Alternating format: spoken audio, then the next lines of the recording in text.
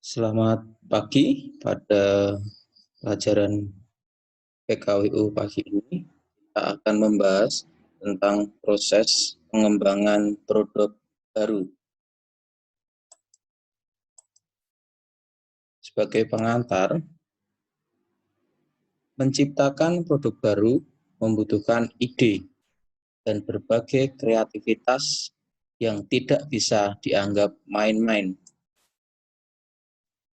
Butuh berbagai tahapan hingga akhirnya suatu organisasi atau perusahaan mampu menciptakan pengembangan untuk produk baru yang bisa diterima oleh masyarakat. Pengembangan untuk produk baru merupakan suatu hasil inovasi yang mana keberhasilannya akan sangat ditentukan oleh kualitas dari produk yang dikembangkan. Pengembangan produk baru dimulai dengan menciptakan ide. Perusahaan menemukan dan mengembangkan ide produk baru dari berbagai sumber. Ide produk baru berasal dari satu, sumber internal. Perusahaan mengadakan riset dan pengembangan resmi, memilih ide dari karyawan mereka, dan mengadakan tukar pikiran dalam rapat eksekutif. Dua, sumber eksternal. Dengan mengadakan survei dan kelompok fokus, serta menganalisis pertanyaan dan keluhan pelanggan, perusahaan dapat menghasilkan ide produk baru yang akan memenuhi kebutuhan spesifik konsumen. Langkah-langkah penting dalam pengembangan produk yang terlihat dalam gambar di bawah ini. Pertama adalah pemunculan gagasan. Kemudian diteruskan dengan penyaringan gagasan. Yang ketiga, pengembangan dan pengujian konsep. Yang keempat, pengembangan strategi pemasaran. Yang kelima, analisis usaha. Dilanjutkan dengan pengembangan produk. Setelah pengembangan produk, kemudian pengujian pasar, dan yang terakhir adalah komersialisasi. Kita akan bahas satu persatu dari langkah-langkah atau tahap dalam pengembangan produk. Yang pertama yaitu pemunculan gagasan. Pengembangan baru dimulai dengan penelitian terhadap berbagai gagasan produk baru. Pemunculan gagasan baru harus sesuai dengan jenis usaha perusahaan dan konsumen sebagai salah satu sumber yang paling logis untuk mencari gagasan-gagasan produk baru. Tahap yang kedua, penyaringan gagasan. Tujuan penyaringan adalah mengurangi banyaknya gagasan dengan mencari dan menghilangkan gagasan buruk sedini mungkin. Yang ketiga, pengembangan dan pengujian konsep. Gagasan produk adalah gagasan bagi kemungkinan produk yang oleh perusahaan dianggap bisa ditawarkan ke pasar. Konsep produk adalah versi perinci dari ide yang diungkapkan dalam istilah konsumen yang punya arti. Sedangkan citra produk adalah gambaran khusus yang diperoleh dari produk nyata atau calon produk. 4. Pengembangan strategi pemasaran. Pernyataan strategi pemasaran terdiri dari 3 bagian untuk memperkenalkan produk ke pasar, yaitu A. Menjelaskan ukuran, struktur, dan tingkah laku pasar sasaran, menempatkan produk yang telah direncanakan, penjualan, bagian pasar, serta sasaran keuntungan yang hendak dicari pada beberapa tahun pertama. Yang B, pernyataan strategi pemasaran, menguraikan harga produk yang direncanakan, strategi distribusi, dan biaya pemasaran selama tahun pertama. Yang C, menjelaskan penjualan jangka panjang yang direncanakan, serta sasaran keuntungan dan strategi bauran pemasaran selama ini. 5. Analisis usaha. Bila manajemen telah menentukan konsep produk dan strategi pemasaran, perusahaan bisa mengevaluasi daya tarik usulan suatu usaha. Manajemen harus menilai penjualan, biaya, dan perkiraan laba untuk menentukan apakah mereka telah memenuhi tujuan perusahaan. Dan jika telah memenuhi, produk bisa bergerak maju ke langkah pengembangan produk. 6. Pengembangan produk. Bila konsep produk lolos dari uji analisis usaha, konsep itu lalu menuju riset dan pengembangan dan atau rekayasa untuk dikembangkan menjadi produk.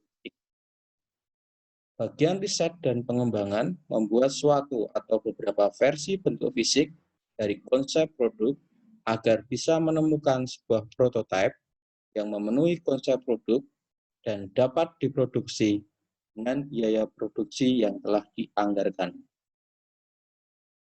Itu adalah pengujian pasar.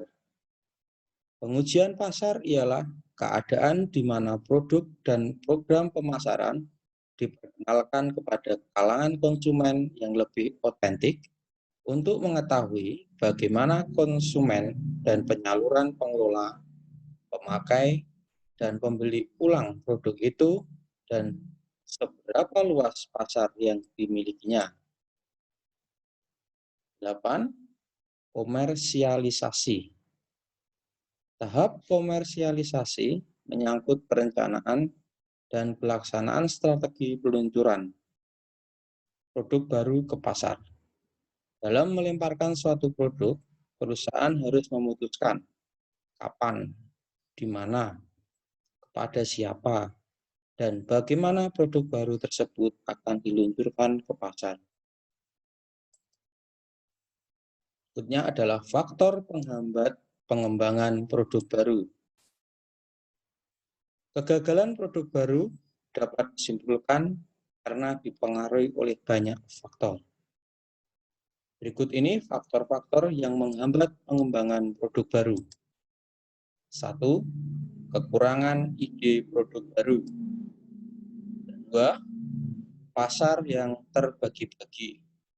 Maksudnya adalah persaingan yang tajam menyebabkan pembagian pasar. Perusahaan harus mengarahkan produk barunya pada segmen pasar yang lebih kecil. Dan ini berarti penjualan dan laba yang lebih rendah untuk tiap produk. Yang ketiga adalah kendala sosial dan pemerintahan. Produk baru harus memenuhi kriteria masyarakat seperti keselamatan konsumen dan keseimbangan lingkungan. Peraturan pemerintah telah memperlambat inovasi dalam industri obat dan telah memperumit rancang produk dan keputusan periklanan dalam industri-industri seperti industri peralatan, kimia, mobil, dan mainan. 4. Mahalnya proses pengembangan produk baru. Suatu perusahaan biasanya harus menghasilkan banyak ide produk baru agar dapat memperoleh beberapa yang baik. 5. Kekurangan modal. Beberapa perusahaan yang memiliki ide-ide yang baik tidak dapat memperoleh modal yang cukup untuk melakukan penelitian. 6. Waktu pengembangan yang lebih cepat. Para pesaing mungkin memperoleh ide yang sama pada waktu yang sama, dan kemenangan akan diraih yang paling cepat. Perusahaan-perusahaan yang waspada harus mempercepat waktu pengembangannya dengan menggunakan teknik rancang dan manufaktur yang dibantu komputer mitra strategis, pengujian konsep awal, dan perancangan pemasaran lanjutan. 7. Siklus hidup produk yang lebih pendek. Jika suatu produk baru berhasil, pesaing dengan cepat menirunya, sehingga siklus hidup produk baru menjadi lebih pendek. Faktor pendorong keberhasilan produk baru. Banyak hal yang dapat menjadi sumber pendorong diperlukannya suatu pengembangan produk baru. Pendorong ini berasal dari dalam organisasi perusahaan atau dari lingkungan eksternal perusahaan. Faktor pendorong keberhasilan produk baru yang pertama yaitu financial goals.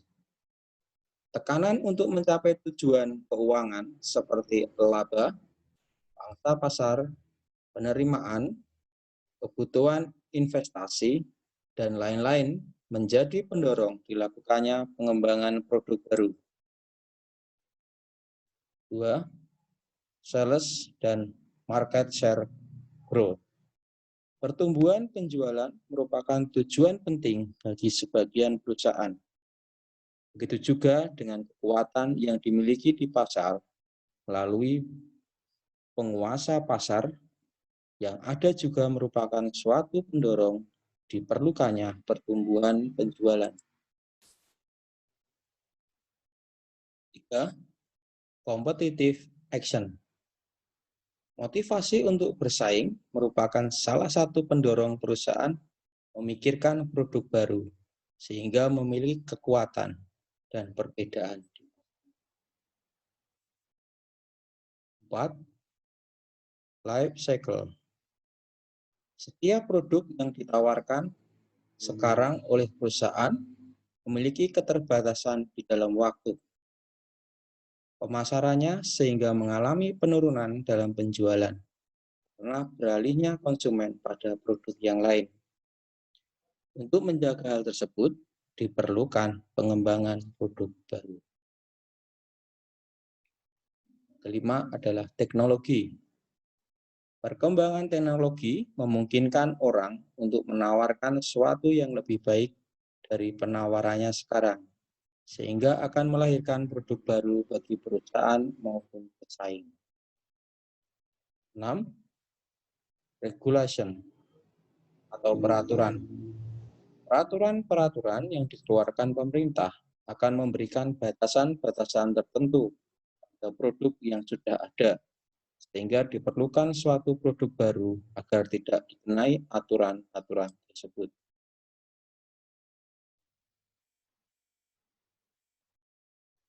Yang ketujuh adalah material cost dan availability. Biaya yang meningkat untuk bahan baku tertentu mendorong perusahaan untuk mencari alternatif lain, sehingga akan mendorong lahirnya produk baru. Begitu juga halnya dengan keterbatasan bahan baku, juga mendorong perusahaan untuk mencari bahan baku pengganti. Yang kedelapan, yaitu penemuan baru.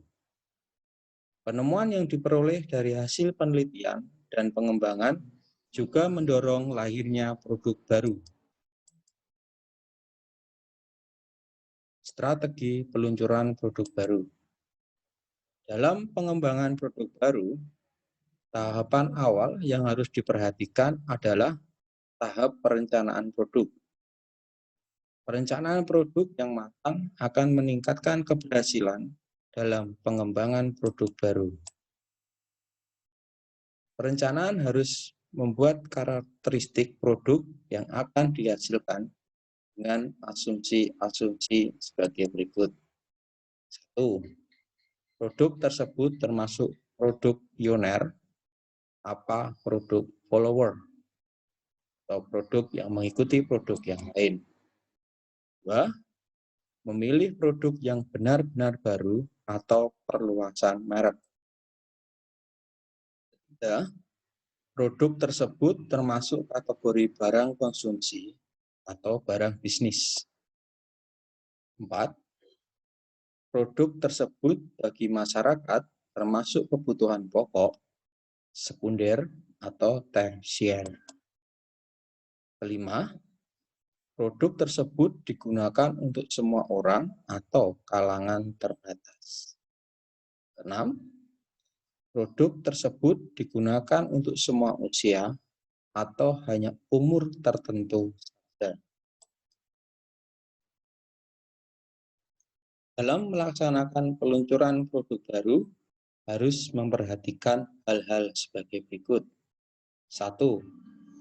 Jangan merencanakan peluncuran sebelum adanya kepastian bahwa produknya siap untuk diluncurkan. Dalam konteks ini, harus ada sinkronisasi antara divisi produksi dan pemasaran. Bagian produksi harus memastikan bahwa produk yang dihasilkan sudah sesuai dengan standar produk baik mengenai kualitas maupun standar keamanan produk. Dengan ketatnya persaingan, bagian pemasaran harus memahami secara mendalam strategi pemasaran yang akan diterapkan agar konsumen membeli produk baru tersebut. 2. Membuat rencana peluncuran tidak kaku. Dalam era globalisasi seperti saat ini, informasi dan inovasi selalu berubah setiap waktu. Perencanaan yang fleksibel dapat berubah setiap saat, menyesuaikan kondisi dan informasi pasar. Peluncuran produk yang tepat waktu akan memudahkan produk tersebut diterima oleh konsumen. Contoh, peluncuran pupuk untuk tanaman padi akan lebih diterima ketika dilakukan pada saat musim tanam, jika dibandingkan ketika musim panen, karena konsumen bisa segera mengaplikasikannya, sekaligus mencoba produk. 3. Gunakan beberapa macam media untuk promosi. Penggunaan media untuk promosi memang mutlak diperlukan. Namun bila media yang digunakan selalu sama dengan yang terdahulu, maka akan ada kejenuhan. Oleh karena itu, perlu digunakan media baru yang belum banyak digunakan. Banyak media yang bisa digunakan untuk promosi, diantaranya iklan, baik iklan elektronik maupun iklan cetak. Kedua, sales promotion. Yang ketiga, promosi online lewat internet. 4. Gunakan strategi pemasaran yang jitu. Pemilihan strategi yang tepat akan meningkatkan keberhasilan dalam mengembangkan produk baru. Salah satu strategi yang banyak dipakai adalah strategi bauran pemasaran atau marketing mix. Kita sudah pernah belajar tentang marketing mix. Saya akan mengulang kembali. Dan dari marketing mix. Marketing mix adalah istilah yang dipakai untuk menjelaskan kombinasi 4 besar pembentukan inti sistem pemasaran sebuah organisasi. Keempat unsur tersebut adalah 1. Penawaran produk atau jasa. 2. Struktur harga. 3. Kegiatan promosi. 4. Sistem distribusi. Demikian untuk materi hari ini. Selamat belajar dan salam sehat untuk semuanya.